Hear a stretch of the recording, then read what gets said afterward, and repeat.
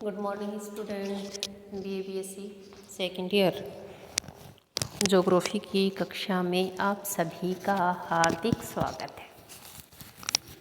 हमने कल बात की थी, पॉपुलेशन चल रहा था अपना टॉपिक, जनसंख्या की प्रादेशिक भिन्नता। हमने बात की थी एशिया की, यूरोप की और किसकी बात की थी, अफ्रीका की, कि एशिया, यूरोप और अफ्रीका इन सभी में किस प्रकार की जनसंख्या वृद्धि पाई गई और उनमें किस प्रकार की प्रादेशिक भिन्नता पाई गई थी। आज हम बात करेंगे उत्तरी अमेरिका की। पहले किसकी बात करेंगे, उत्तरी अमेरिका की। कल हमने एशिया, यूरोप और अफ्रीका की बात करी। तीनों महाद्वीप ज्ञात भूभाग थे, कह सकते हैं कि पहले से प्राचीन समय से बसे हुए थे, ज्ञात भूभाग थे, सघन जनसंख्या पाई जाती थी।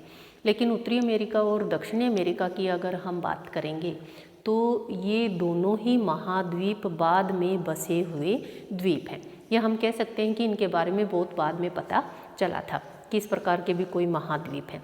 जैसे ही यूरोप महाद्वीप में अत्यधिक जनसंख्या वृद्धि हुई और जीवन स्तर गिरने लगा तो ये लोग क्या किया, इन्होंने, जो यूरोप वासी थे, इन्होंने अटलांटिक महासागर को पार करके उत्तरी अमेरिका और दक्षिणी अमेरिका पहुंच गए। तो जो उत्तरी अमेरिका की अगर हम वास्तव स्थिति की बात करें तो जितना भी प्रवास हुआ है उसके कारण उत्तरी अमेरिका की जनसंख्या में वृद्धि हुई है। देखिए, जब मैंने आपको प्रवास पढ़ाया था तो उसमें एक चीज़ बताई थी कि यूरोप वाले थे, उन्होंने प्रवास किया था उत्तरी अमेरिका और दक्षिणी अमेरिका, तब वहाँ जाके क्या हुई थी, वहाँ की जनसंख्या में वृद्धि हुई थी। तो उत्तरी अमेरिका की अगर हम मुख्य रूप से बात करें तो यूरोप के प्रवास के कारण वहाँ की उत्तरी अमेरिका की जो जनसंख्या है उसमें वृद्धि हुई। और उसके बाद जो राष्ट्रीय प्रबंधक हैं उन्होंने क्या लगा दिया कि अपना जो जीवन स्तर है वह उच्च रहे, इसलिए उन्होंने बाहर से आने वाले व्यक्तियों पर क्या लगा दिया था, प्रतिबंध लगा दिया था। तो उत्तरी अमेरिका की बात करें तो नवीन बसा हुआ क्या है, महाद्वीप है।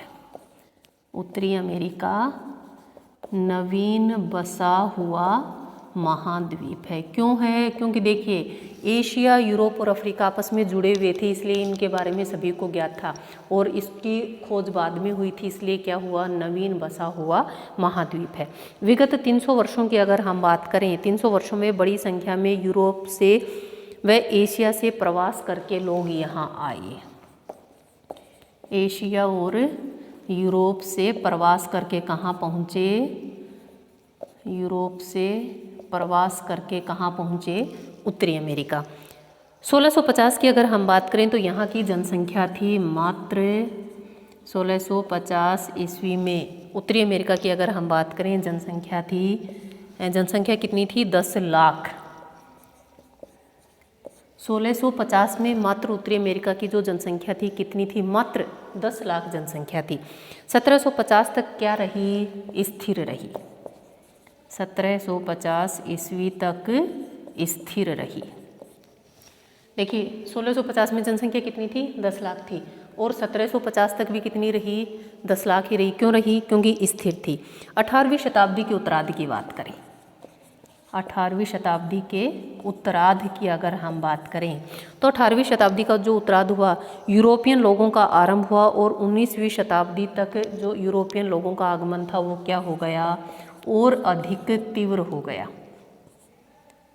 और अधिक तीव्र हो गया। जैसे ही देखिए 18वीं शताब्दी हम कह सकते हैं, जैसे ही यूरोप में औद्योगिक क्रांति आई, उद्योगों की स्थापना की और वहाँ पर जैसे ही जनसंख्या बढ़ी, क्योंकि देखिए कोयला पेटी है, इसलिए उस कोयला पेटी के कारण वहाँ पर जनसंख्या सघन पाया जाता था और प्राचीन समय से बसा हुआ भूभाग था, ज्ञात भूभाग था, इसलिए भी क्या था, एशिया और अफ्रीका दोनों के साथ लगता था, इसलिए भी क्या था, यूरोप में जनसंख्या घनत्व अधिक पाया जाता था। लेकिन जैसे ही औद्योगिक क्रांति हुई, जीवन स्तर गिरने लगा, अत्यधिक जनसंख्या में वृद्धि हो गई, जीवन स्तर गिरने लगा, तो इन्होंने नए महाद्वीपों की खोज की। उत्तरी अमेरिका और दक्षिणी अमेरिका में एशिया और जो यूरोप है उसके लोग प्रवास करके पहुँच गए। तो 18वीं शताब्दी के उत्तरार्ध की अगर बात करें तो उसमें इन्होंने क्या किया, यूरोपीय लोगों का आगमन उत्तरी अमेरिका में प्रारंभ हुआ और 19वीं शताब्दी तक इनका जो आगमन था वो क्या हो गया, अत्यधिक तीव्र हो गया। और यहाँ कह सकते हैं कि अमेरिका में भारी संकेंद्रण हुआ, अमेरिका में जनसंख्या का भारी संकेंद्रण हुआ और अमेरिका की जनसंख्या 1900 में 1900 ईस्वी की अगर बात करें तो उसमें जो अमेरिका थी उसकी जनसंख्या हो गई 8.1 करोड़। देखिए अब 1750 1650 तक कितनी थी, मात्र 10 लाख थी, लेकिन 19 और 18वीं शताब्दी में इतना अधिक यूरोप से प्रवास हुआ कि 19वीं शताब्दी की अगर हम बात करें, 1900 ईस्वी की अगर हम बात करें तो उत्तरी अमेरिका की जो जनसंख्या थी कितनी हो गई, 8.1 करोड़ हो गई। और 1950 ईस्वी में यह दुगनी होकर कितनी हो गई, 16.6 करोड़। देखिए कितनी तीव्र गति से जनसंख्या बढ़ी है कि 18वीं शताब्दी में यूरोप का जो आगमन था वो प्रारंभ हुआ, लेकिन 19वीं शताब्दी तक अत्यधिक तीव्र हो गया कि यूरोपवासी कहाँ प्रवास करके कहाँ पहुँच गए, उत्तरी अमेरिका पहुँच गए। इतना अधिक हो गया कि 19वीं ईस्वी की अगर हम बात करें तो जनसंख्या कितनी हो गई, 8.1 करोड़। कहाँ 10 लाख थी और कहाँ 8.1 करोड़। और इन 50 वर्षों में जो जनसंख्या थी दुगने से भी अधिक हो गई, 16.6 करोड़ जनसंख्या किसकी हो गई, 1950 के अकॉर्डिंग उत्तरी अमेरिका की जो जनसंख्या थी कितनी हो गई, 16.6 करोड़ हो गई। जैसे ही द्वितीय विश्व युद्ध हुआ, द्वितीय विश्व युद्ध कब हुआ था, 1939 से 45। आपने देखा होगा कि जापान और अमेरिका ने जापान पर बम गिराए थे। जैसे ही द्वितीय विश्व युद्ध हुआ तो राष्ट्रीय जो प्रबंधक थे उनके कारण क्या हुआ, प्रवास पर प्रतिबंध लगा दिया गया। इसलिए प्रवास का जो दौर था किस प्रकार का हो गया, धीमा हो गया। पहले तो कोई भी व्यक्ति था प्रवास करके कहाँ पहुँच गया, उत्तरी अमेरिका पहुँच गया, लेकिन जैसे ही द्वितीय विश्व युद्ध हुआ उसमें राष्ट्रीय प्रबंधकों के कारण क्या होगा, प्रवास का दौर धीमा रहा। कह सकते हैं कि अब हर व्यक्ति अमेरिका नहीं पहुँच सकता था, प्रतिबंध लगा दिया। और यही कारण है कि द्वितीय विश्व युद्ध 1939 से 1945। तो उस समय क्या हुआ, जो राष्ट्रीय प्रबंधक थे उन्होंने प्रवास पर प्रतिबंध लगा दिए, इसलिए जो प्रवास का दौर था वो कैसा हो गया, धीमा हो गया। और अगर हम बात करें कि 2018 तो 2025 की अगर हम बात करें तो जो जनसंख्या है किसकी, उत्तरी अमेरिका की, 2025 में जो उत्तरी अमेरिका की जो जनसंख्या है वो हो जाएगी 38.2 करोड़। क्या हो जाएगी, 38.2 करोड़ हो जाएगी। और 2050 की अगर हम बात करें, 2050 में अनुमानित जो जनसंख्या है वो आपकी हो जाएगी 43.4 करोड़।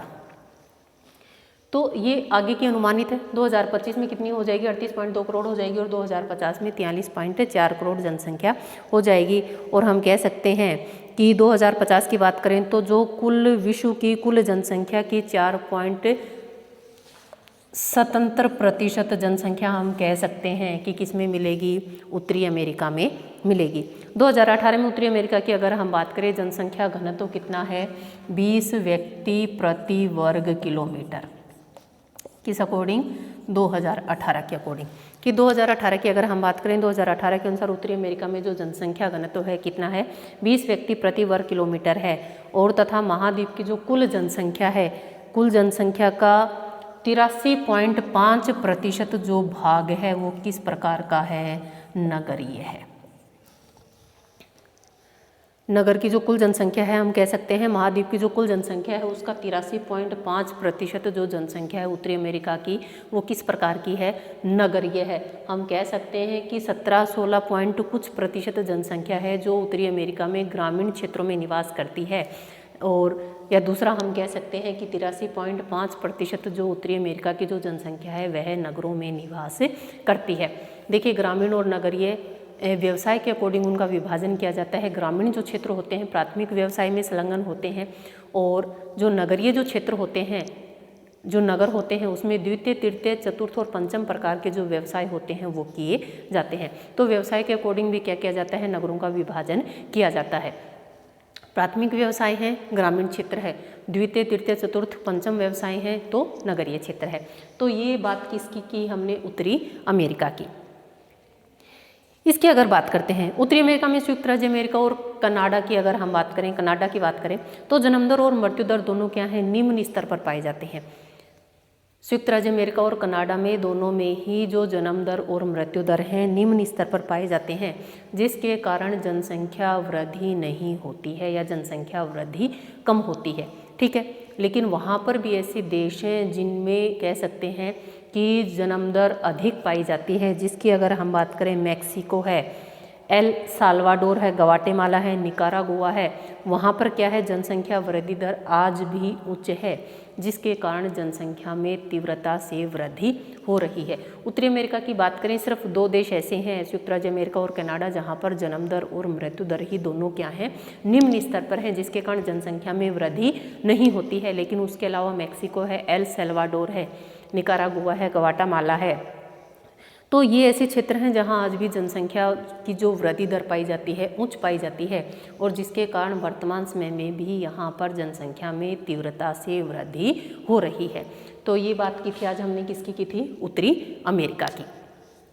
देख लीजिए, मोटी मोटी सी बातें हैं। नवीन बसा हुआ देश है, क्यों महाद्वीप है, उसका कारण क्या है, क्योंकि बिल्कुल अलग सा है और सबसे बाद में वहाँ पर जनसंख्या स्थानांतरण हुई थी, इसलिए हमने क्या कहा कि किस प्रकार का बसा हुआ है, नवीन बसा हुआ महाद्वीप है। और कह सकते हैं कि एशिया और यूरोप से प्रवास करके लोग वहाँ पहुँचे थे। उससे पहले वहाँ की जनसंख्या बहुत कम हुआ करती थी।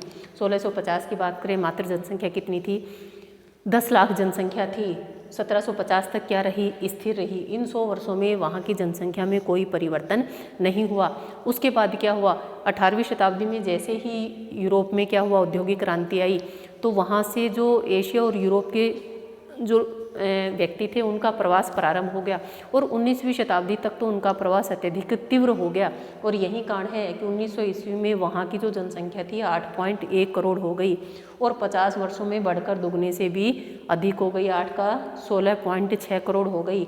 और आगे बात करें, जैसे ही द्वितीय विश्व युद्ध हुआ 1939 से 1945 के बीच, उसमें कुछ राष्ट्रीय प्रबंधकों ने प्रवास पर प्रतिबंध लगा दिया, जिसके कारण जो प्रवास का दौर था वो धीमा हो गया। और आगे अगर हम बात करें 2025 की बात करें, 2025 की अनुमानित जनसंख्या 38.2 करोड़ होगी, और 2050 में कितनी होगी, 43.4 करोड़। 2018 की अगर हम बात करें तो उत्तरी अमेरिका में जो जनसंख्या घनत्व है 20 व्यक्ति प्रति वर्ग किलोमीटर क्षेत्र में निवास करते हैं। और उत्तरी अमेरिका की अगर हम बात करें किसकी, नगरीय जनसंख्या की, तो टोटल जनसंख्या का 83.5% जो जनसंख्या है वह नगरों में निवास करती है। अर्थात हम कह सकते हैं कि 83.5% जो जनसंख्या है वह द्वितीय, तृतीय, चतुर्थ और पंचम प्रकार के व्यवसाय में संलग्न है। तो ये बात हमने किसकी की थी, और कह सकते हैं कि कब की बात करें, 2050 की बात करें तो उस समय विश्व की 4 जो स्वतंत्र प्रतिशत जो जनसंख्या है वह किस में निवास करेगी, दक्षिणी उत्तरी अमेरिका में। और वर्तमान समय में 2011 के अनुसार अगर हम भारत की बात करें 17.5 व्यक्ति भारत में निवास करते हैं। विश्व के 17.5 व्यक्ति किस में निवास करते हैं, भारत में निवास करते हैं। अगर 100 व्यक्ति विश्व में रहते हैं तो उसमें 17.5 व्यक्ति भारत में रहते हैं। ठीक है, किसकी बात की थी, उत्तरी अमेरिका की। उत्तरी अमेरिका के बाद हम बात करेंगे दक्षिणी अमेरिका की। रटना कुछ भी नहीं है, बिल्कुल ईजी है, 4 आंकड़े लिखो और फिर उनको आप एक्सप्लेन कर सकते हो। ठीक है, वो आपकी क्षमता होनी चाहिए कि आप उसको कितना बढ़ा के लिख सकते हो। जैसे हमने ये लिखा कि इतने प्रतिशत नगरीय जनसंख्या है, 83% नगरीय जनसंख्या है, उसी को हम बढ़ा के लिख सकते हैं कि 83% जो लोग हैं वो द्वितीय, तृतीय, चतुर्थ और पंचम प्रकार के व्यवसायों में संलग्न हैं। और 100 में से लेस कर देना, 16 कुछ प्रतिशत जो जनसंख्या है ग्रामीण क्षेत्रों में निवास करती है। जो जनसंख्या ग्रामीण क्षेत्रों में निवास करती है वह प्राथमिक कार्यों में संलग्न है। तो इसी चीज़ को हमने कितना बढ़ा के लिख सकते हैं, आप जितना चाहो उतना बढ़ा सकते हैं, जितना चाहो उसको कम कर सकते हो, ये आपके स्वयं पर निर्भर है।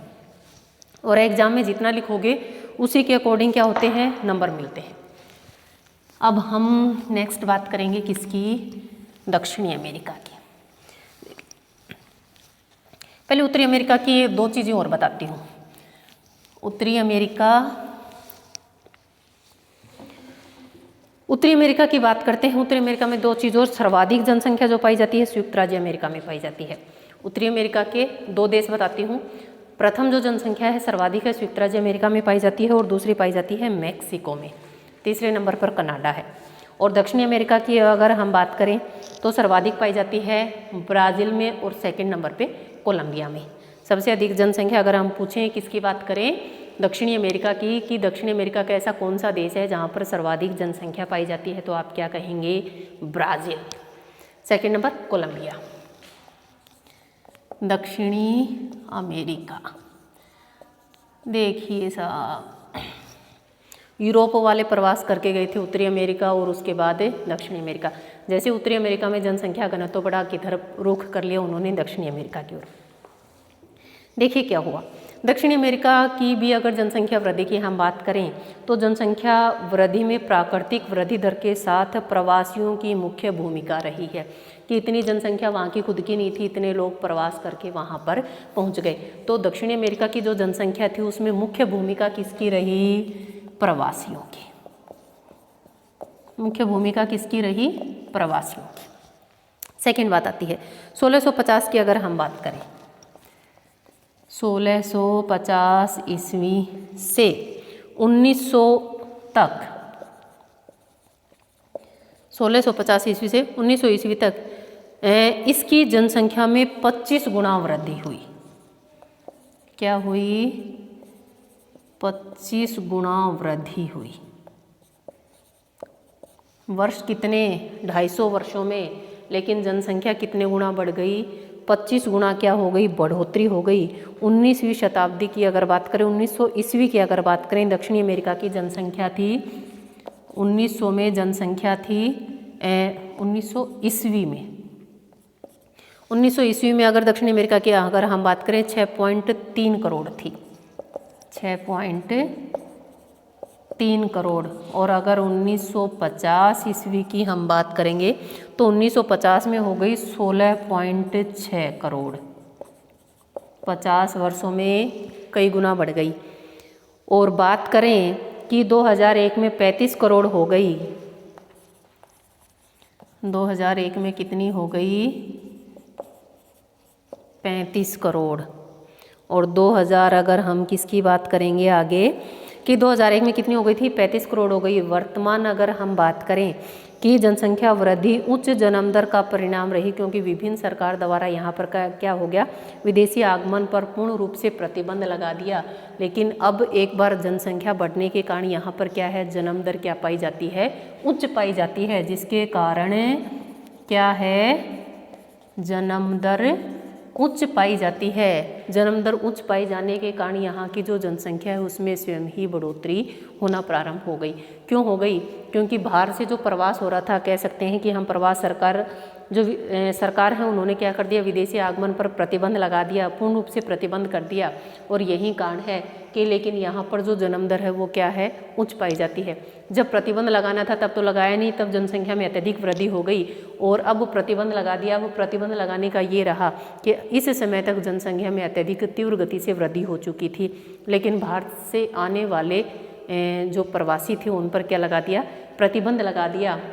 लेकिन अब जनसंख्या वैसे ही बढ़ रही है। क्यों बढ़ रही है, क्योंकि जन्म दर जो पाई जाती है वो कैसी पाई जाती है, उच्च जन्म दर पाई जाती है। दक्षिण अमेरिका की अगर हम जनसंख्या की बात करें, मुख्य भूमिका रही प्रवासियों की, क्योंकि जैसे ही प्रवास आए, वहाँ के प्रवासी आए, यूरोप और एशिया से लोग आए, तो उन प्रवासियों के कारण यहाँ की जो जनसंख्या थी उसमें अत्यधिक वृद्धि हो गई। अगर हम बात करें 1650 से 1900 ईस्वी तक, इन 250 वर्षों में यहाँ 25 गुना वृद्धि हुई। जनसंख्या में कितनी गुना वृद्धि हुई, 25 गुना वृद्धि हुई। 1900 ईस्वी की अगर हम बात करें 6.3 करोड़ जनसंख्या थी, और अगले 50 वर्षों में यह 10 करोड़ से भी अधिक जनसंख्या में क्या हो गई, वृद्धि हो गई। और 1950 में जो टोटल जनसंख्या थी वो कितनी हो गई, 16.6 करोड़ हो गई। और 2001 की अगर बात करें तो इन आगे आने वाले 50 वर्षों में दुगने से भी अधिक हो गई। 16 दूनी 32 ही होनी थी, लेकिन कितनी हो गई, 35 करोड़ हो गई। अब कारण क्या था कि सरकार ने प्रतिबंध तो लगा दिया कि बाहर से कोई भी आने वाले प्रवासी को देश में शरण नहीं दी जाएगी, लेकिन जनसंख्या इतनी अधिक हो गई। और दूसरा रीज़न ये है, आज भी वर्तमान समय में अगर दक्षिणी अमेरिका में अधिक जनसंख्या पाई जाती है तो उसका मुख्य कारण क्या है, क्योंकि जन्म दर कैसी पाई जाती है, उच्च पाई जाती है। दक्षिणी अमेरिका में सर्वाधिक जनसंख्या वाला राष्ट्र कौन सा है, ब्राज़ील। कौन सा बताया था, ब्राज़ील। जनसंख्या कितनी है, 20.94 करोड़। ब्राज़ील की जनसंख्या कितनी है? 20.94 करोड़ लोग रहते हैं। और अगर हम पूरे महाद्वीप की बात करें, किसकी? दक्षिण अमेरिका की संपूर्ण महाद्वीप की बात करें तो 49% जो जनसंख्या है कहाँ पाई जाती है? इसी ब्राज़ील में पाई जाती है। अगर दक्षिण अमेरिका में 100 व्यक्ति रहते हैं तो 49.3 व्यक्ति कहाँ रहते हैं? ब्राज़ील में रहते हैं। क्षेत्रफल की दृष्टि से भी ब्राज़ील बड़ा है। दूसरा इन्होंने कहा, दूसरा जो मुख्य बड़ा जो जनसंख्या का संकेंद्रण है वो कौन सा है, या दूसरा देश कौन सा है? कोलंबिया है, जहाँ 4.98 करोड़ रहते हैं। दूसरा कौन सा है? कोलंबिया। जनसंख्या कितनी रहती है? 4.98 करोड़ लोग क्या इस कोलंबिया में रहते हैं। दूसरा इन्होंने बताया कि सर्वाधिक जनसंख्या वृद्धि दर है वो किसकी पाई जाती है? फ्रेंच गुयाना की। एक देश का नाम है फ्रेंच गुयाना। अगर पूछें कि सर्वाधिक जो वृद्धि दर है वो दक्षिणी अमेरिका की कौन से देश की पाई जाती है तो वो किसकी पाई जाती है? French Guiana. और कह सकते हैं कि ब्राज़ील तथा अर्जेंटीना जैसे राष्ट्रों ने जनसंख्या में क्या की है? वृद्धि की है। अर्जेंटीना और ब्राज़ील दो देश ऐसे हैं जिन्होंने अपनी जनसंख्या को क्या कर लिया है? नियंत्रित कर लिया है, जनसंख्या वृद्धि दर को नियंत्रित कर लिया है। लेकिन बाकी जो देश हैं वहाँ पर जन्म दर क्या पाई जाती है? अधिक पाई जाती है। यही कारण है कि दक्षिणी अमेरिका की जो जनसंख्या है उसमें तीव्र गति से वृद्धि हो रही है। 2018 की अगर जनसंख्या की बात करें तो 42.7 करोड़ व्यक्ति दक्षिण अमेरिका में निवास करते हैं। ठीक है, ये था हमारा क्या? दक्षिण अमेरिका की मुख्य बातें कि जो दक्षिण अमेरिका है उसमें किस प्रकार की जनसंख्या पाई जाती है। जनसंख्या पहले से घना बसा देश था या प्रवासियों के कारण वहाँ की जनसंख्या में वृद्धि हुई, लेकिन उसका मुख्य कारण क्या था कि प्रवासियों के कारण ही क्या हुई थी? वहाँ की जनसंख्या में वृद्धि हुई थी। दक्षिण अमेरिका जनसंख्या थी, प्राकृतिक वृद्धि दर कम रहती थी, लेकिन रीजन क्या रहा? यहाँ की जो जनसंख्या में वृद्धि हुई अत्यधिक तीव्र गति से हुई क्योंकि यूरोप और एशिया के जो व्यक्ति थे प्रवास करके दक्षिणी अमेरिका पहुँच गए। कह सकते हैं कि 1650 से और 1900 ईस्वी तक लगभग 25 गुना जनसंख्या में यहाँ पर वृद्धि हुई। 1900 में 6.3 करोड़ व्यक्ति थे, 1950 में कितने थे? 16.6 करोड़ व्यक्ति थे। 2001 में 35 करोड़ हो गए और 2000 अगर हम किसकी बात करें? 18 की बात करें, 2018 में 42.7 करोड़ व्यक्ति दक्षिण अमेरिका में निवास करते हैं। जन्म दर उच्च पाई जाती है। भारत से आने वाले प्रवासियों पर तो सरकार ने रोक लगा दी, लेकिन वर्तमान समय में जन्म दर क्या पाई जाती है? उच्च पाई जाती है। सबसे बड़ा देश है ब्राज़ील और सर्वाधिक जनसंख्या भी कहाँ निवास करती है? ब्राज़ील में निवास करती है। 20.94 करोड़ लोग ब्राज़ील में निवास करते हैं। और अगर हम बात करें कि संपूर्ण महाद्वीप की जो 49% जो जनसंख्या है वो कहाँ निवास करती है? ब्राज़ील में निवास करती है। दूसरा मुख्य जो देश है जहाँ पर जनसंख्या सर्वाधिक पाई जाती है कोलंबिया है। कोलंबिया में 4.98 करोड़ लोग रहते हैं। और दक्षिण अमेरिका का ऐसा कौन सा देश है जहाँ पर सर्वाधिक वृद्धि दर पाई जाती है? उसका नाम है फ्रेंच गुयाना। ब्राज़ील है, अर्जेंटीना है, इन देशों ने क्या कर दिया? अपनी जनसंख्या वृद्धि को नियंत्रित कर लिया है। बाहर से आने वाले प्रवासियों पर भी इन्होंने क्या लगा दी है?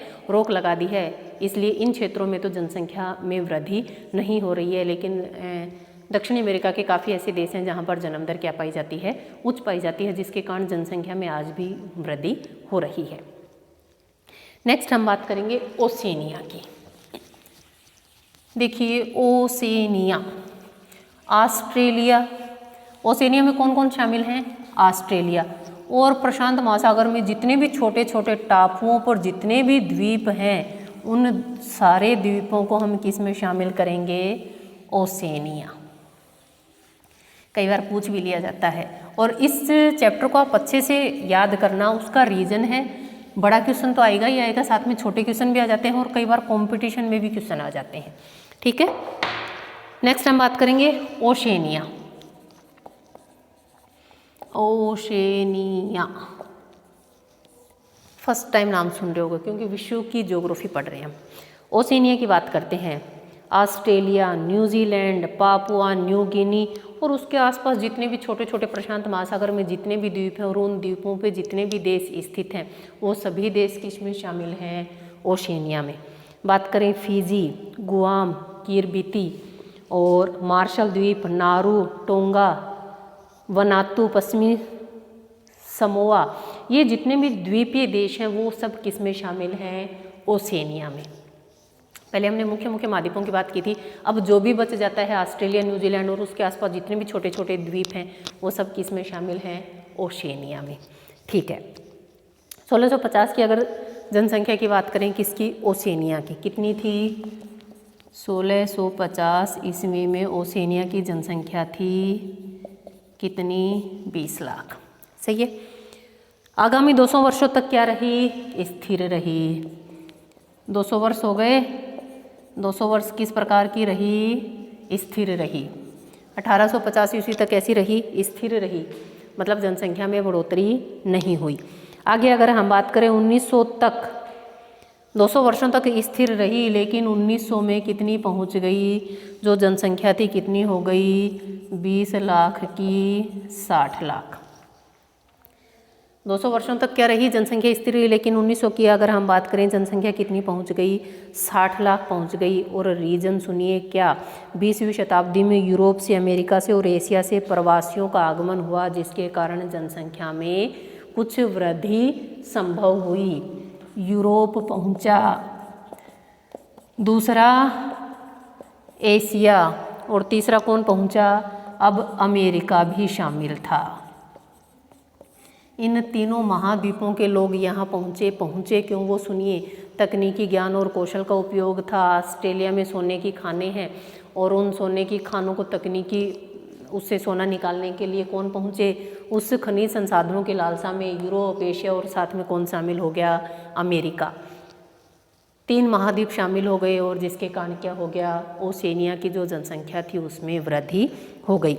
ओशेनिया में मृत्यु दर के साथ जन्म दर भी अति निम्न होने के कारण प्राकृतिक जो वृद्धि दर है वो क्या पाई जाती है?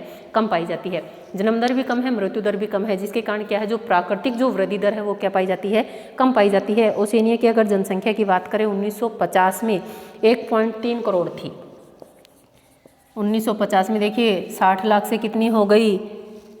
1950 में मात्र 50 वर्षों में 1.3 करोड़ जनसंख्या में बढ़ोतरी हुई या नहीं हुई? रीजन देखिए, यूरोप, एशिया, अमेरिका शामिल हो गए। और अगर हम बात करें 2001 की, 2001 में 3.1 करोड़। याद करना देखिए कितना इजी है, बिल्कुल विपरीत कर देना। 1.3 करोड़ और 2001 में 3.1 करोड़ जनसंख्या में क्या हो गई? वृद्धि हो गई। और यहाँ भी उत्तरी अमेरिका जैसी स्थितियाँ बन गई। ऑस्ट्रेलिया तथा न्यूजीलैंड में प्राकृतिक जो वृद्धि दर थी कम है, 0.6 से 0.5 पाई जाती है प्राकृतिक वृद्धि दर, लेकिन शेष प्रशांत महासागर के जितने भी द्वीप हैं उन सभी में क्या है? प्राकृतिक दो वृद्धि दर पाई जाती है, वो क्या पाई जाती है? उच्च पाई जाती है, जिसके कारण जनसंख्या में अत्यधिक वृद्धि हो गई। अगर हम ऑस्ट्रेलिया और न्यूजीलैंड दो की अगर बात करें, प्राकृतिक वृद्धि दर कम पाई जाती है। ऑस्ट्रेलिया में 0.6 और न्यूजीलैंड में 0.5 प्राकृतिक वृद्धि दर पाई जाती है, जो सामान्य से बहुत ही कम है। तो यही कारण है कि इन क्षेत्रों में तो जनसंख्या कम पाई जाती है, लेकिन शेष जो प्रशांत महासागर के जितने भी द्वीप हैं उन सभी द्वीपों में जो वृद्धि दर है वो किस प्रकार की है? उच्च पाई जाती है। और सर्वाधिक वृद्धि दर की अगर बात करें तो सोलोमन द्वीप है। कौन सा द्वीप है? सोलोमन द्वीप। उसकी अगर वृद्धि की बात करें तो वृद्धि दर पाई जाती है सोलोमन द्वीप की 2.4। सोलोमन द्वीप की अगर बात करें सर्वाधिक वृद्धि दर किसकी पाई जाती है? सोलोमन द्वीप की पाई जाती है, और वो कितनी है? 2.4। ऑस्ट्रेलिया और न्यूजीलैंड की बात करें, ऑस्ट्रेलिया की पाई जाती है 0.6 और न्यूजीलैंड की पाई जाती है 0.5। और लेकिन सर्वाधिक किसकी पाई जाती है? इस ओशेनिया में सर्वाधिक जो वृद्धि दर पाई जाती है सोलोमन द्वीप की पाई जाती है, और कितनी है? 2.4 है। ये हमने बात की, हमारे जितने भी महाद्वीप हैं उन सभी की हमने बात की थी। एक बार ओशेनिया का वापस से बता देती हूँ। ओशेनिया में ऑस्ट्रेलिया, न्यूजीलैंड, वैसे भी जीके का बड़ा अच्छा क्वेश्चन बनता है कि ओशेनिया में कौन कौन से देशों को शामिल किया जाता है। ऑस्ट्रेलिया, न्यूजीलैंड और प्रशांत महासागर में जितने भी छोटे छोटे द्वीपीय देश हैं उन सभी को इसमें शामिल किया जाता है। 1650 में 20 लाख जनसंख्या थी। 200 वर्षों तक क्या रही? जनसंख्या बिल्कुल स्थिर रही। कह सकते हैं कि जनसंख्या में बढ़ोतरी नहीं हुई। जन्म दर भी अधिक था तो मृत्यु दर भी अधिक थी, जिसके कारण जनसंख्या कैसी रही? स्थिर रही। 1950 की बात करें, 1900 में क्या थी जनसंख्या हमारे पास 60 लाख थी, ओशिनिया की जनसंख्या 60 लाख थी। लेकिन यूरोप है, एशिया है और उसके साथ कौन शामिल हो गया, अमेरिका भी शामिल हो गया, जिसके कारण प्रवास करके ये लोग कहाँ पहुँच गए, ओशिनिया में पहुँच गए, ऑस्ट्रेलिया न्यूजीलैंड में पहुँच गए और उसके कारण वहाँ की जनसंख्या में भी क्या हो गई, बढ़ोतरी हो गई। और 1950 की बात करें 1.3 करोड़ व्यक्ति ओशिनिया में निवास करते थे और 2001 की अगर बात करें तो 3.1 करोड़ व्यक्ति ओशिनिया में निवास करते थे। आगे अगर हम बात करें ऑस्ट्रेलिया और न्यूजीलैंड है, प्राकृतिक वृद्धि दर या कह सकते हैं कि वृद्धि दर कम पाई जाती है। ऑस्ट्रेलिया की 0.6 और न्यूजीलैंड की 0.5 वृद्धि दर पाई जाती है।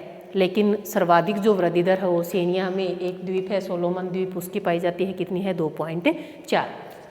तो बाहरी लोगों के आगमन के कारण जो ओशिनिया है उसकी जनसंख्या में क्या पाई जाती है, वृद्धि पाई जाती है। पहले तो एशिया और कह सकते हैं यूरोप मुख्य रूप से खनिज संसाधनों के दोहन के कारण प्राकृतिक जो प्रतिकूल स्थितियां थी वहाँ पर भी क्या किया, उसने जाना प्रारंभ किया और वहाँ के खनिज संसाधनों का दोहन करना प्रारंभ किया। ये बात की हमने हमारे जितने भी महाद्वीप थे उन सभी महाद्वीपों की। और अगर हम तुलनात्मक अध्ययन करें तो कह सकते हैं कि जनसंख्या वृद्धि दर विकासशील और अर्धविकसित जो देश हैं उनमें अधिक पाई जाती है, जबकि जो किस प्रकार के देश हैं, विकसित जो राष्ट्र हैं उनमें जनसंख्या या तो सामान्य है या जनसंख्या वृद्धि दर या तो सामान्य है या ऋणात्मक है। कह सकते हैं कि जनसंख्या वृद्धि दर विकसित देशों में बहुत ही कम पाई जाती है। उत्तरी अमेरिका, संयुक्त राज्य अमेरिका, उत्तरी अमेरिका में संयुक्त राज्य अमेरिका, कनाडा है, Great Britain, France, Germany, Netherlands, Denmark, Italy, Belgium, Poland, Australia, New Zealand तथा जापान, इनमें जो जनसंख्या वृद्धि है वह सामान्य है। और जनसंख्या वृद्धि दर सामान्य है तो प्रति व्यक्ति आय अधिक पाई जाती है, जीवन स्तर कैसा पाया जाता है, उच्च पाया जाता है। इसके विपरीत अगर हम एशिया की बात करें, अफ्रीका की बात करें, लैटिन अमेरिका के अनेक देशों की बात करें, जन्म दर क्या पाई जाती है, या दूसरा हम कह सकते हैं ये किस प्रकार के देश हैं, विकासशील देश हैं या अर्धविकसित देश हैं, इन देशों में जनसंख्या अधिक पाई जाती है, जीवन स्तर भी इतना अधिक अच्छा नहीं पाया जाता।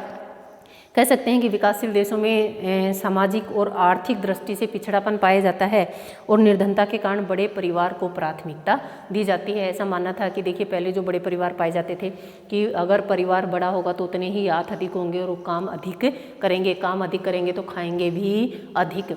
तो इस प्रकार की जो बड़े परिवार की जो प्राथमिकता दी जाती है इस प्रकार के देशों में दी जाती है जो पूर्ण रूप से अभी विकसित नहीं है। विकासशील देशों की या अर्ध विकसित देशों की जो श्रेणी में आते हैं उन क्षेत्रों में अधिक जनसंख्या घनत्व पाया जाता है।